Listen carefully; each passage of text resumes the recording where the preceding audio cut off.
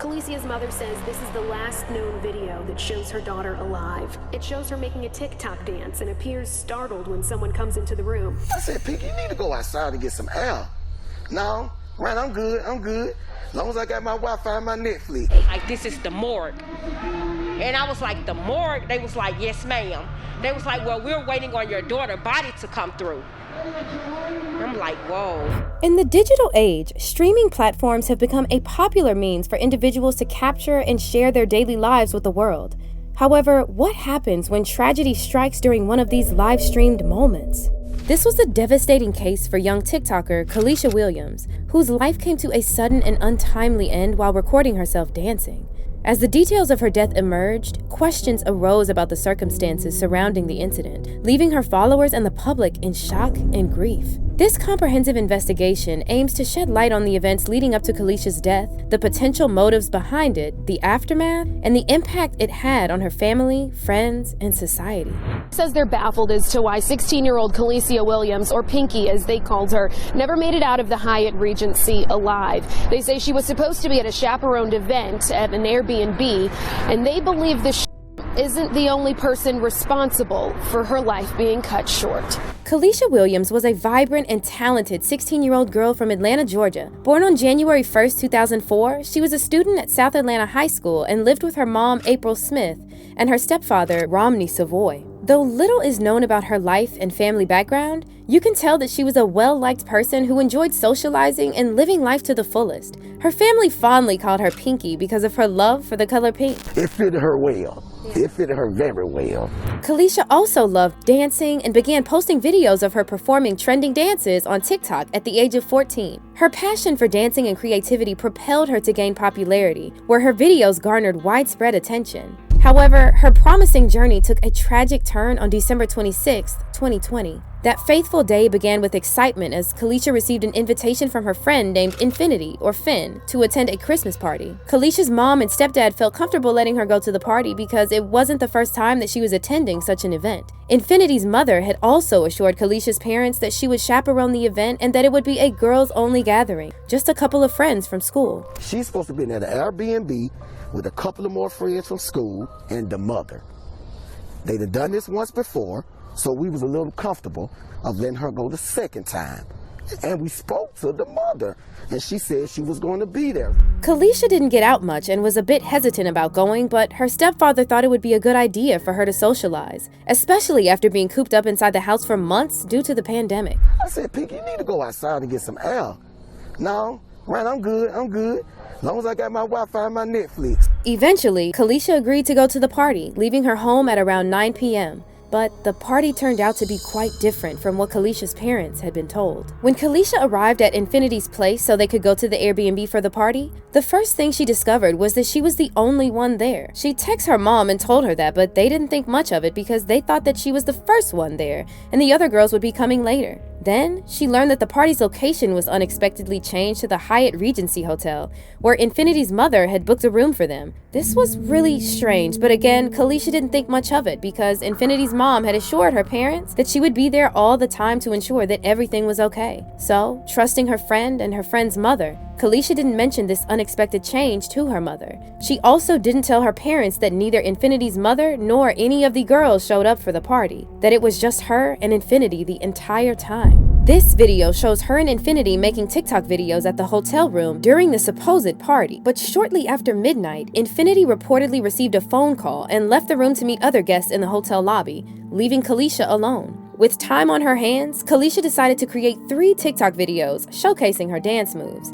And at precisely 12:02 a.m., she began recording what would unknowingly become her final video. In the video, you can see her performing a dance routine when someone suddenly appears to enter her room without knocking. Clearly startled, Kalisha jumps and quickly gets in front of her phone to turn off the video. Moments later, gunshots are heard coming from inside the room. The details of what followed remained partially unclear, but it is known that shortly after the gunfire, 2 males entered the room and found Kalisha lying on the floor, covered in blood. They carried her to the lobby and called the police. When the paramedics arrived, Kalisha was not breathing and had no pulse. She was rushed to the hospital where doctors tried to save her life, but tragically, their efforts were unsuccessful. A 16-year-old girl is dead following a at the Hyatt Hotel downtown. Her death comes as police continue to search for whoever shot the 7-year-old girl earlier this week. As you can imagine, the crime concerning for many across the city. CBS 46's Yasmina Alston is live downtown with some surprising crime stats. Hey, Yasmina. Well, Ashley, according to Atlanta police, there have been 154 homicides in the city so far this year. That's in comparison to 99 total homicides in the city from last year. Now, in the most recent homicide, a teen boy has been arrested for the deadly shooting of a 16-year-old girl. Atlanta police telling us they responded to the Hyatt Regency Hotel just after midnight this morning and found the girl with a gunshot wound in the hotel lobby. She later died at the hospital. While this was going on, Kalisha's parents were trying to get a hold of Infinity and her mother to inquire about their daughter's well-being, without success. They actually came to know the truth about what happened 8 hours after her death when they received a call from the morgue. Didn't learn the group was staying at a Hyatt Regency until they received a horrific call the next day. Like, this is the morgue. And I was like, the morgue? They was like, yes, ma'am. They was like, well, we're waiting on your daughter's body to come through. I'm like, whoa. Naturally, Kalisha's parents were heartbroken and enraged that no one had bothered to call them to let them know what happened to their daughter. They were also confused about what Kalisha was doing in a hotel room when the party chaperone had told them that the party would be at an Airbnb. They firmly believed that Infinity's mother should be held partially accountable for what happened, as the hotel room was in her name. She was responsible for getting the hotel room for these minors. The hotel room was in her name, so I feel like she should be held accountable for my daughter's death as well. A woman from South Carolina named Karnataka Starkey, who was staying at the hotel during the incident, later contacted Kalisha's parents and told them about their daughter's harrowing last moments. She said that she recalled hearing people shouting outside and asking in panic, "What hotel we at? What hotel?" I seen 2 guys coming out the elevator with a little girl holding her. One had one leg, one had the other, and they were saying she had been shot. Starkey stayed by Kalisha's side, holding her hand as they anxiously waited for the first responders to arrive. During that stressful time, Starkey recorded a video of the EMTs attempting to resuscitate Kalisha, hoping that it might help later in the case. But the video only left Kalisha's parents with more questions than answers. Kalisha's stepfather said, "The young girl said they moved my daughter's body because of the blood. But when we look at the video from the woman from South Carolina, there was no blood. So we want to know the reason why you took her from the floor to the lobby." A lot of the details about what happened that night didn't make sense to Kalisha's family. Why was Kalisha the only one present at the so-called party? Why did Infinity's mother fail to tell Kalisha's parents about the change in venue or that she was not going to be chaperoning? Why were there boys in an all-girls event? Kalisha's family and several friends held protests outside the hotel, demanding answers and asking that everyone involved in their daughter's murder be held accountable. It was just a lot of foul play, and I'm just trying to put all the pieces together because I don't feel like the system is doing enough work to help me. Kalicia's mother says this is the last known video that shows her daughter alive. It shows her making a TikTok dance and appears startled when someone comes into the room. Within seconds, the video ends. I want the surveillance footage of what happened.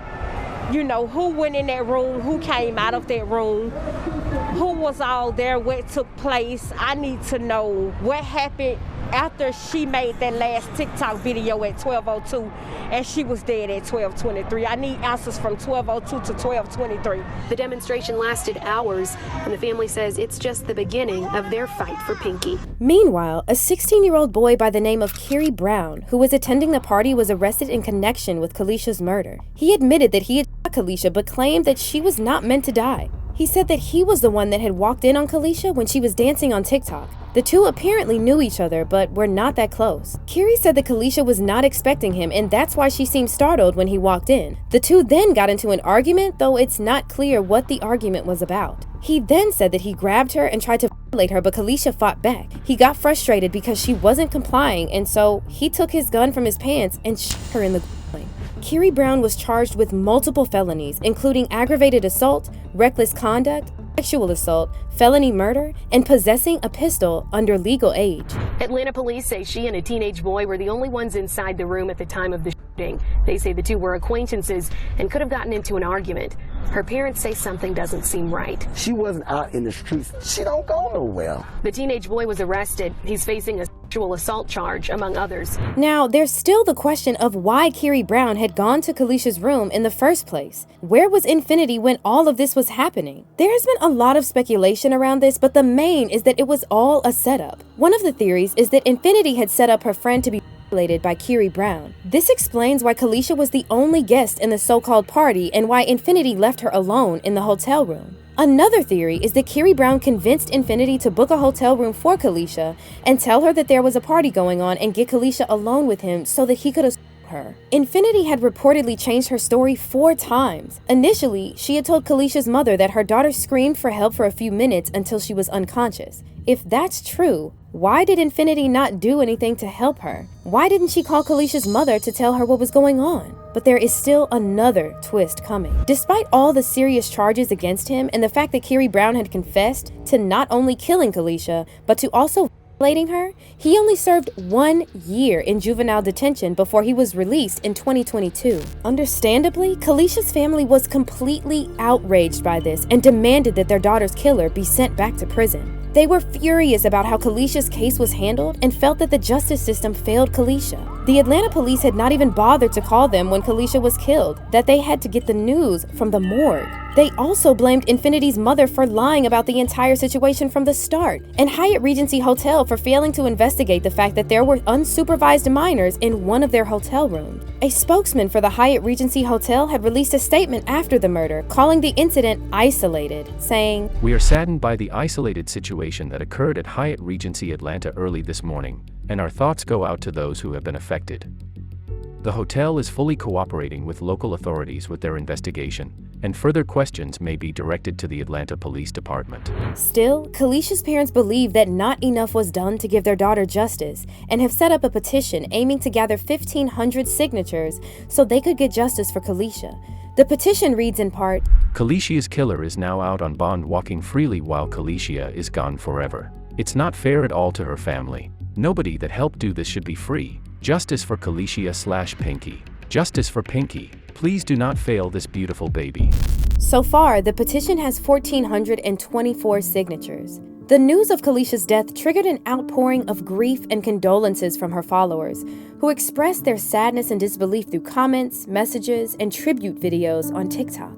Many fans and fellow creators used the platform to share their fondest memories of Kalisha and celebrate her talents as a dancer and influencer. Her life may have been brutally cut off, but her legacy lives on through her TikTok videos, which have remained on the platform. The case of Kalisha Williams serves as a poignant reminder of the potential dangers and vulnerabilities that exist in the digital world. Through this comprehensive investigation, we have gained insight into Kalisha's life, the circumstances surrounding her death, and the aftermath that unfolded. Her story compels us to address the pressing issues of online safety, mental health, and the importance of responsible supervision in youth gatherings. As we remember and honor Kalisha's legacy, we must continue to work towards creating a safer and more compassionate digital society for everyone.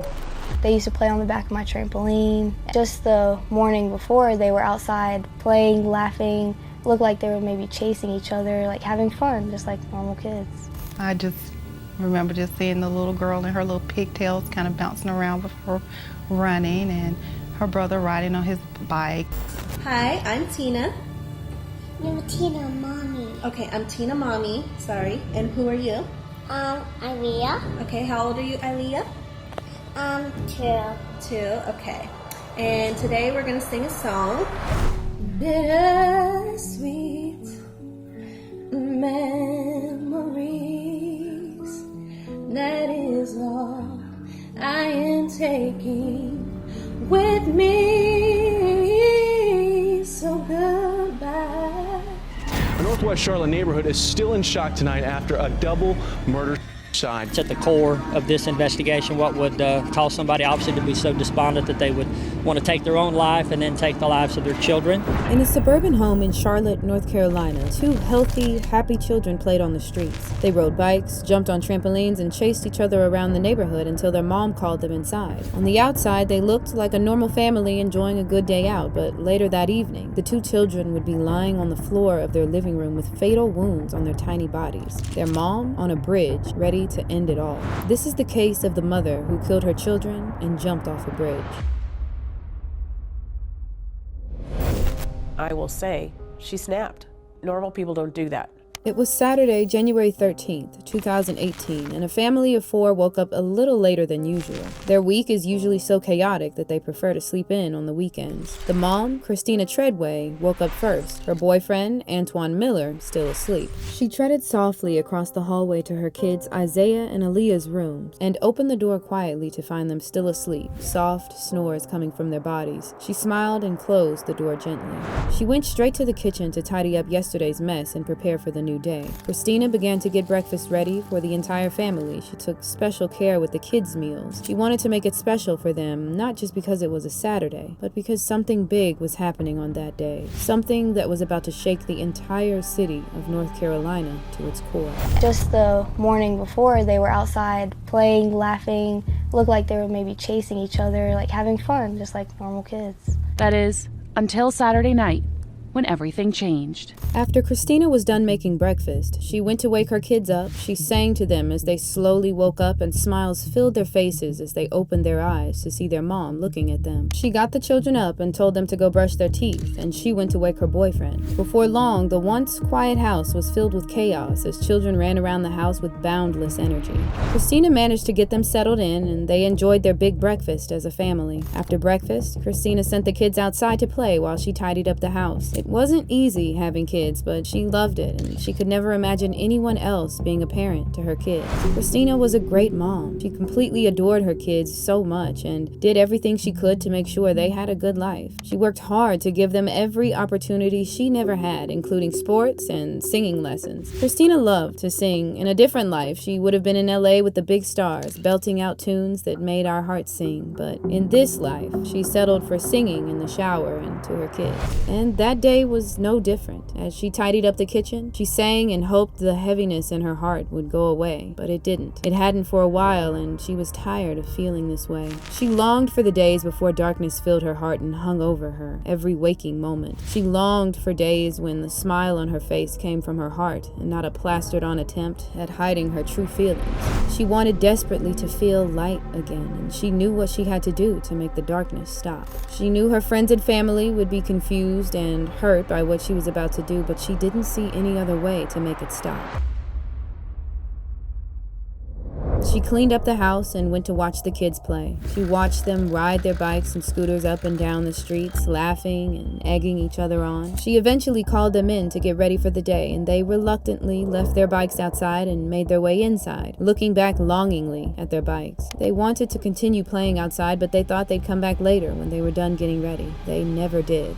Just yesterday, they were playing on those scooters and bikes. Now, they're just junk, kind of. Christina and the kids showered and got ready for the day. Her boyfriend, Antoine, had also gotten ready and was heading out to spend time with his friends. He kissed his kids and partner goodbye. Unfortunately for Antoine, that would be the last time he ever saw his kids alive.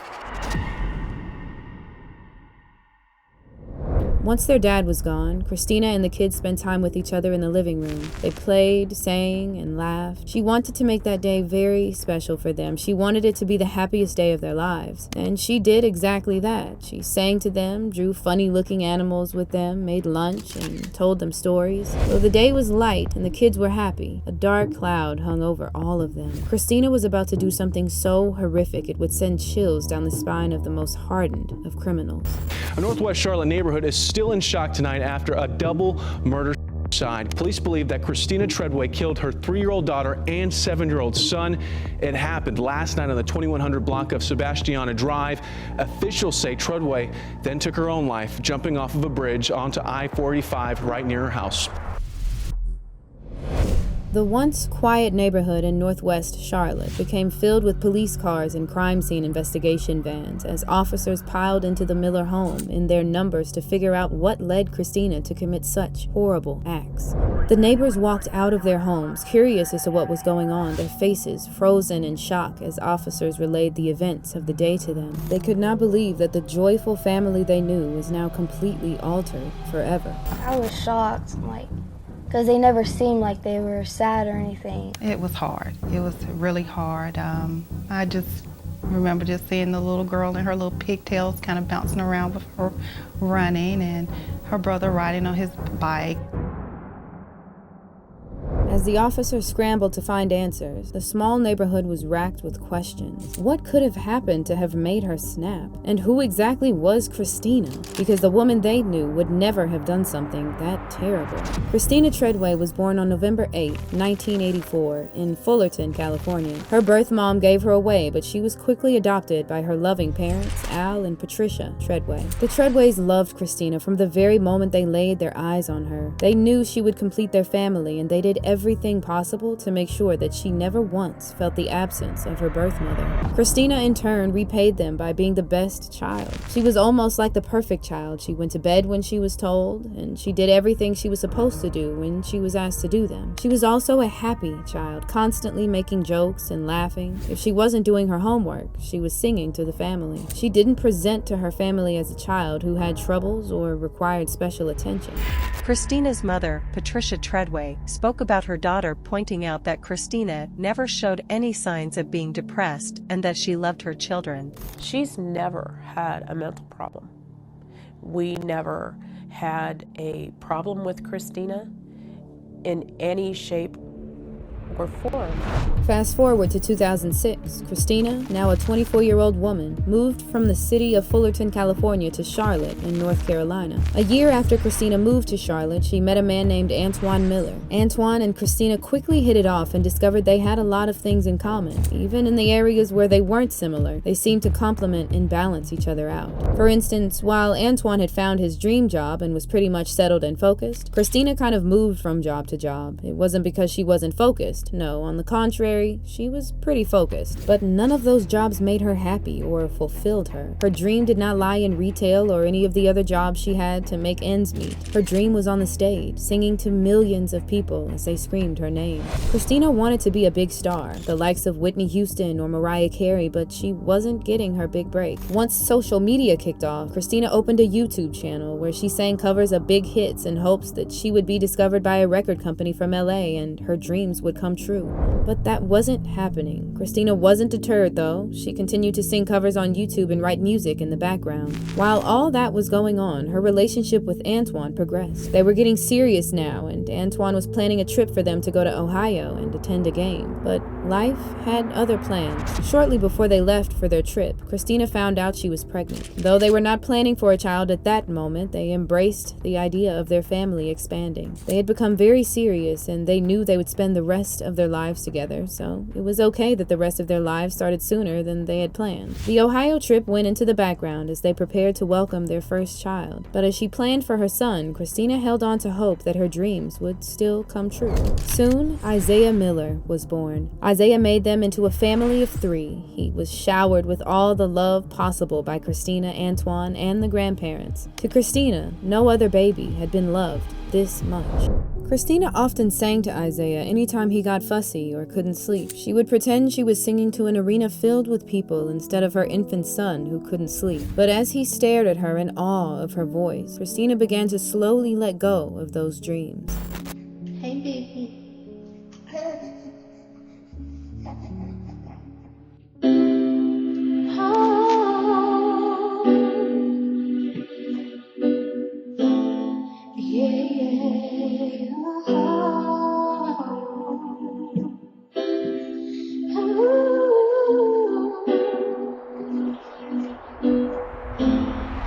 She settled into motherhood perfectly, and 3 years after Isaiah was born, Christina would become pregnant again, this time with a little girl. Christina was very excited to have a little girl just like her, and before long, in December 2014, the family of 3 were joined by Aaliyah Miller, and they became a beautiful family of 4.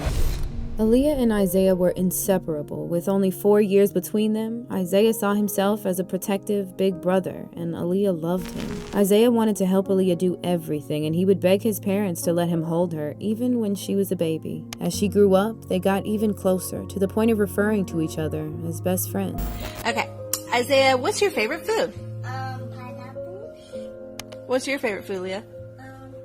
Grapes. Ooh, nice choice. Isaiah, what's your favorite color? Red. Red. What's your favorite color? Pink. Ooh, that's a good color. Okay. Leah, can you tell me who your best friend is? Siga. Aw. Zay, Can you tell me who your best friend is? Leah. Are you just saying that because she's hugging you? That's your best friend? Oh, that's adorable. 2 years later, in 2016, the family moved to Orlando, Florida, where Isaiah was enrolled in Rosamond Elementary. Isaiah would be a star student in school with perfect attendance and certificates of outstanding behavior. The Millers spent only a year in Orlando before moving back to Charlotte, North Carolina. It is unclear why they left in the first place. At this point, it seemed like Christina had a perfect family with a loving partner and 2 beautiful, well-behaved children whom she loved with all her heart. In July 2017, Christina posted a heartfelt video on her YouTube channel, wishing her partner a happy birthday. She captioned the post with, "My love for you is so big, it has reached all over the world."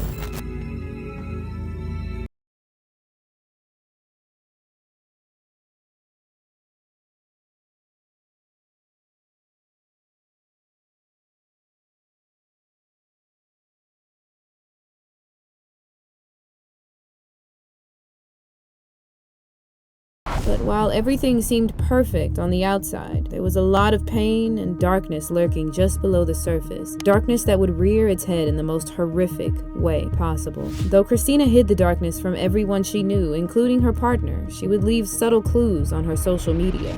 On June 7th, 2017, she posted a message on her Facebook page that read, "Life said, Tina, you're too happy right now," and slapped me across the face. Although the message looked like Christina just had a bad day, her reality was much worse. Christina was slowly sinking into depression, but no one noticed. Amidst the millions of posts daily on Facebook, Christina's cry for help went unnoticed. Today I'm gonna do the hot pepper. Okay, that's enough.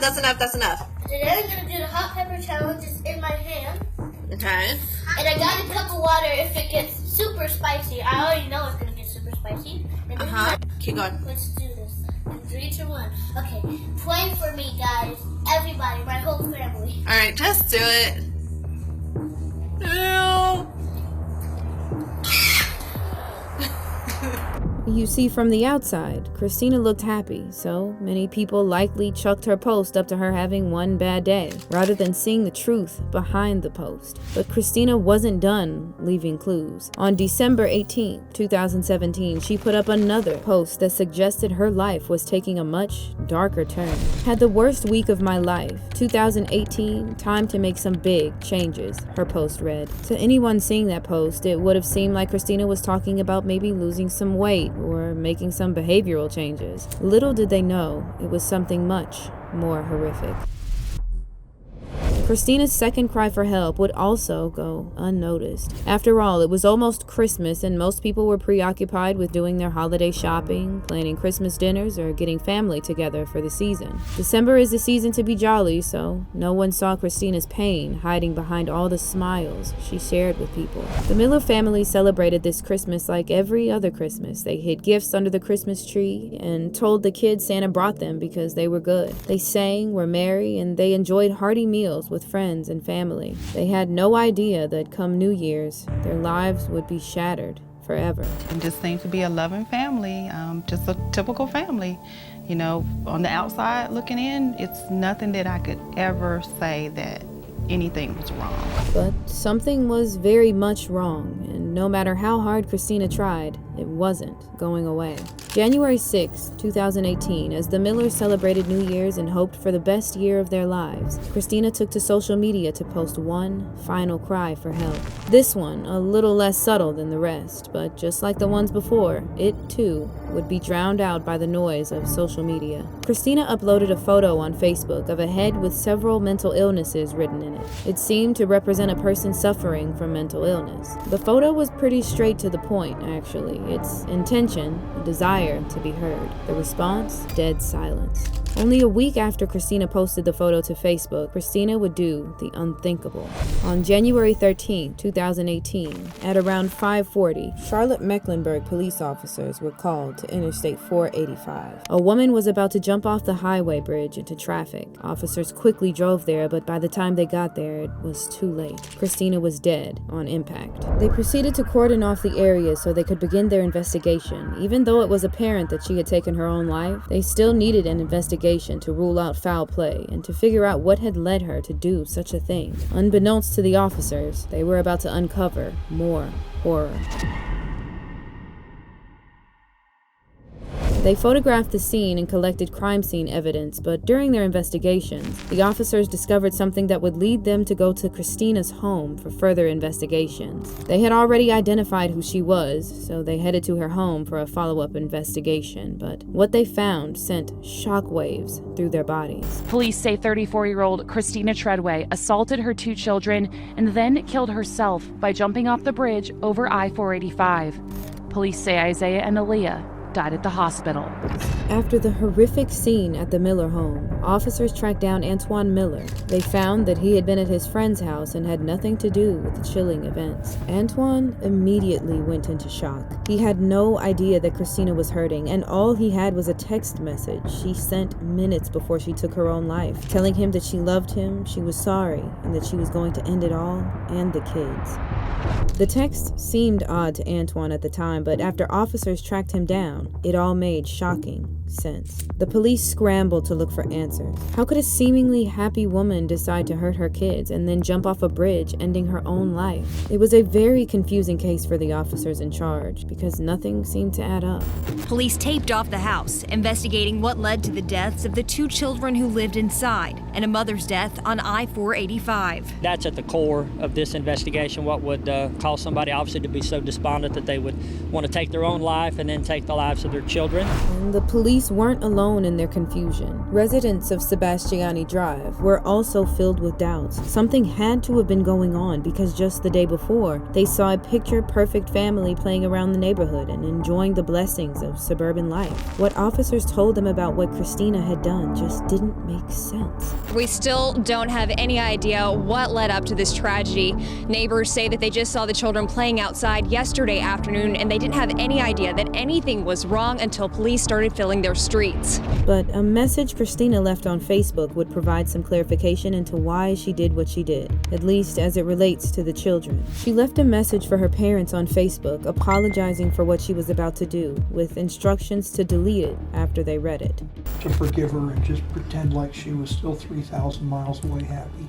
Part of the message that she left for us said that she couldn't leave her children without a mother and that no one else would ever raise her kids. Although they now have some explanation as to why she ended her kids' lives as she did, Christina's family was still very much confused about why she did it all in the first place. You see, like she had done to everyone else, Christina had managed to fool her parents too. All they saw was a happy mother and partner. They never saw the pain behind her eyes. Did you ever think that your daughter could do something like that? No, not in a million years. In an attempt to seek answers for why Christina would end her life, Christina's family turned the blame on Antoine, accusing him of hurting Christina and fostering an unsafe space for his family.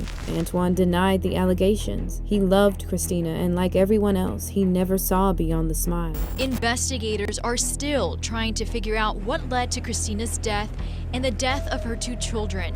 Her parents are willing to wait as long as it takes to get those answers. I would rather have them investigate and investigate and investigate and find out exactly what happened. With knowing what Christina had done comes regret. Her family wished they had known that she wasn't okay. They would have helped her. If she was hurting that bad, I wish she would have called me that day.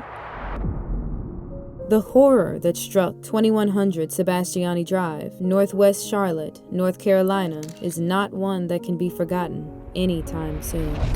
20-year-old Reagan Chisley died after she was shot off Berkeley Drive last week. Hampton police are still looking for the suspect tonight. The 20-year-old passed away from her injuries after being hit by gunfire. Police say a fight broke out in the roadway in front of a residence when the shots rang out. Those who knew Reagan are still struggling to understand what happened. I don't know what point that is going to feel real. Reagan, you are my heart, and I will never find a friend like you. I love you, and until we meet again. This is 20-year-old Reagan Chisley. In 2021, she lost her life in an outrageous incident that made zero sense. You guys, some of our cases build up for years until a final tragic point. Others stem from almost nothing. From a certain perspective, these are the most heartbreaking. But there's always an explanation. Today, we'll explore the full case of Reagan Chisley in the context of petty crimes and gang violence in the United States. Today's story begins in the state of Virginia. Their slogan, created in 1969, is "Virginia is for lovers." Of course, this was the Woodstock year. Hippie culture was at its peak and love was an excellent selling point. The phrase was considered bold and provocative, but it was also just plain smart from a marketing perspective. It planted a seed, a new image of a more exciting Virginia, with a generation that would become the most sought-after group of spenders ever to wield a credit card. I'm not saying love is just a selling point for marketing agencies, but that's what it might have been back then in Virginia. Skipping a few decades ahead, it really seems like love is not the first thing Virginia and its town of Hampton have to offer. You see, Hampton is a pretty dangerous place to live. 1 in 338 people fall victim to a violent crime in their lifetime, and 1 in 481 people suffer the same fate in the state of Virginia. You know how it goes with stats like these? You think, well, okay, it sounds pretty bad, but there's no way this will happen to me or my loved ones. And of course, you can't live your whole life in fear. Worrying makes you suffer twice. Sadly, many people do fall victim to some of the worst fates imaginable. Such is the case of Reagan Chisley. Studious, fashionable, and more importantly, a friend you could count on. That's how faculty, staff, and students described their classmate and fellow NCCU Eagle, Reagan Chisley. Indeed, these were the words you'd hear if you asked about Reagan Charnay Chisley. She was born on June 9th, 2001. Reagan was incredibly smart and showed industriousness well beyond her years. When she was 3 years old, she decided she wanted to be an excellent dancer. Her parents signed her up for ballet lessons, and she soon demonstrated exceptional talent. She was still 3 when she gave her first recital. This is pretty rare when it comes to ballet. Reagan did not stick to ballet as her life passion, but she continued to do everything with the utmost passion, patience, and diligence. Between 2010 and 2013, she was part of a dance competition team organized by the prestigious Evelyn School of Dance. Then, in 2013, Reagan began cheerleading. While she gave that too her all, Reagan knew she wanted to pursue a higher education. She was just 11 when she told all her friends she would be attending NCCU, or North Carolina Central University. Speaking of friends, Reagan was exceptionally loved by all her friends. She was such a fun, caring person. She had the most unique kind of personality I've ever seen in my life. By the time she graduated from high school, Reagan had 2 major passions, fashion and medicine. Reagan graduated with honors, and she was ready for new chapters in her life. You have worked extremely hard to reach this milestone in your life. The administration, faculty, and staff are very proud of you. Reagan Charnay Chisley Honors.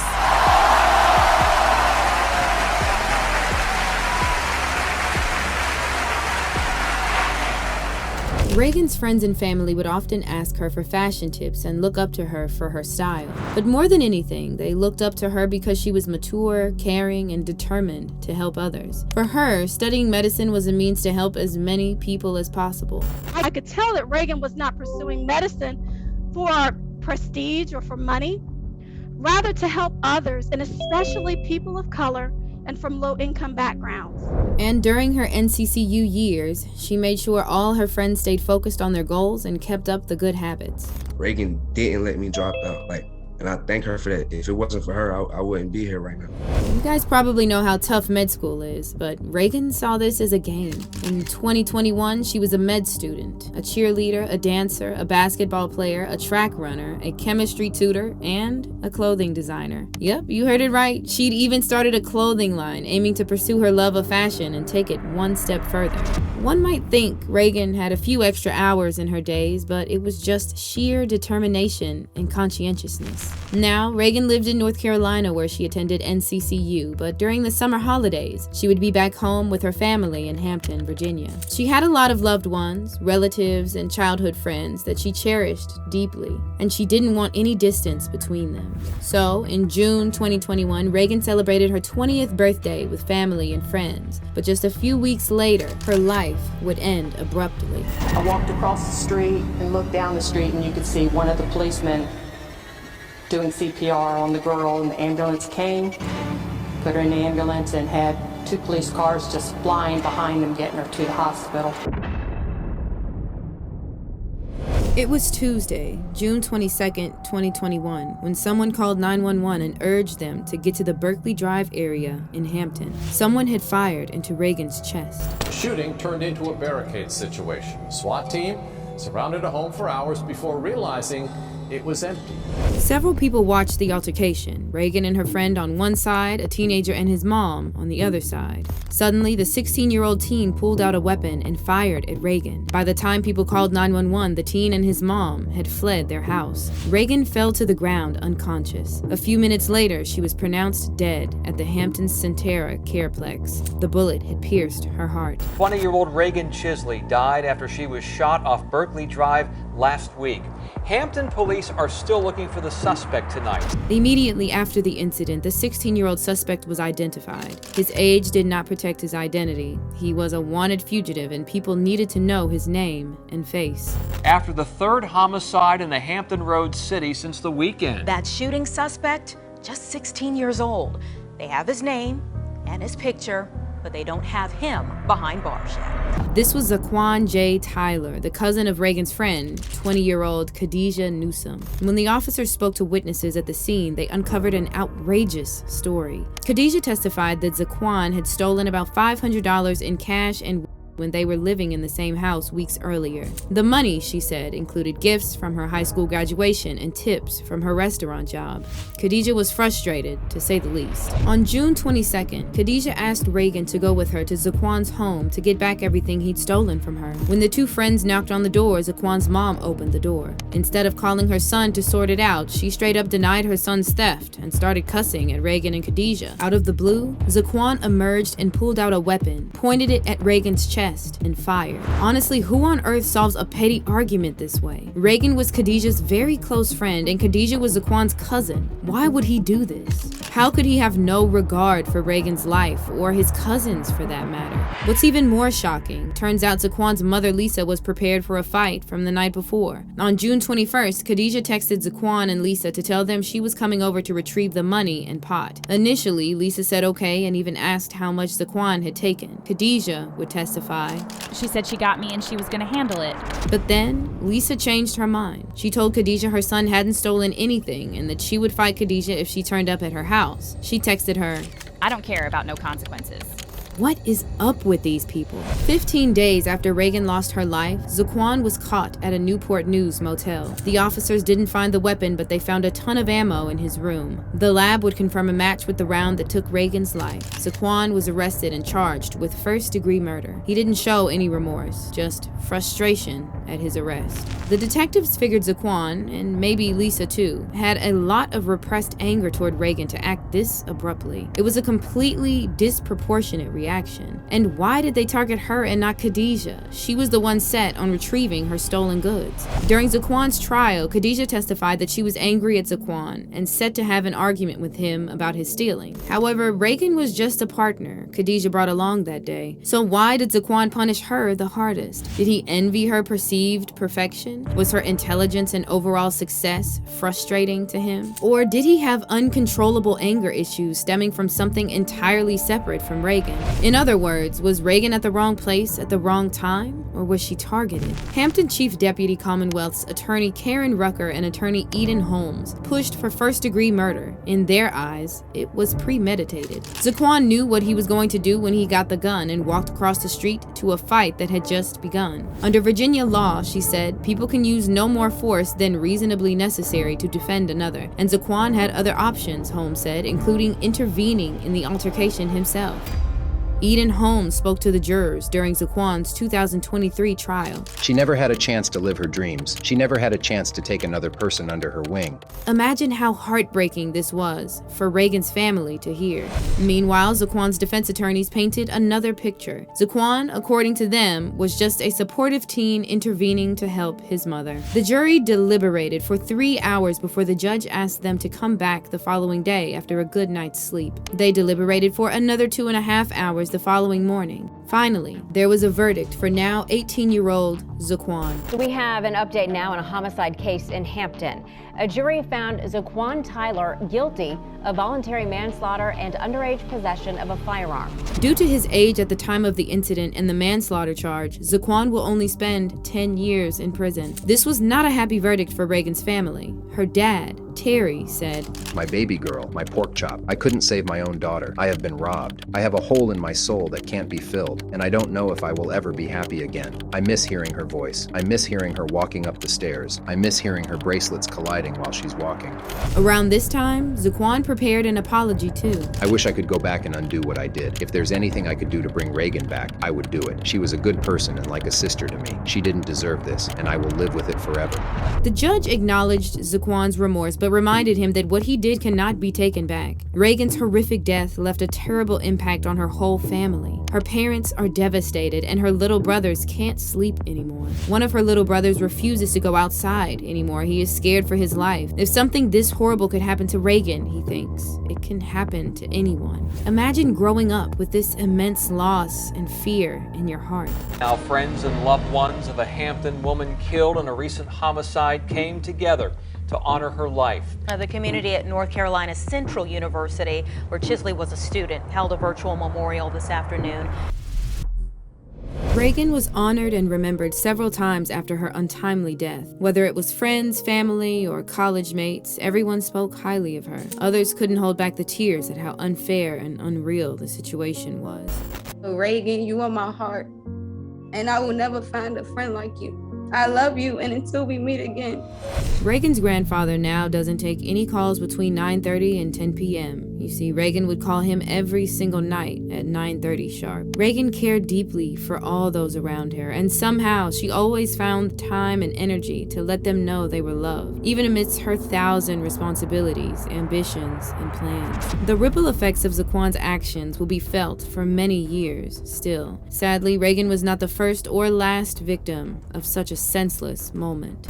Mass shootings continue to plague the nation, and South Florida, of course, no exception, with 3 incidents being reported this year alone. As of August 2023, more than 25,000 people lost their lives in gun violence incidents. Of those who died, 879 were teens and 170 were children. It makes me frustrated that we, as a society, we haven't done enough to stop these things. The bystanding public makes a huge difference in being able to prevent these attacks by noticing the behavioral changes of those around us, whether they be family members or friends or coworkers. This is the father of Gina Montalto, yet another girl who lost her life in 2023 in an all too similar situation as Reagan. He is right. We have a duty to look around us. If we notice someone close to us is getting angrier or entering a violent argument, we can try and cool things off. If worst comes to worst, we can call 911. If we can do something about it, we should do it. However, it's disheartening to see how fast someone can take a life with a fire weapon. In Reagan's case, Zaquan aimed at Reagan's chest just 30 seconds into her argument with his mom. It took her a few minutes to pass away. An angry, impulsive teen with a firearm is a match made in hell. How many people will go through Reagan's chilling story before this changes?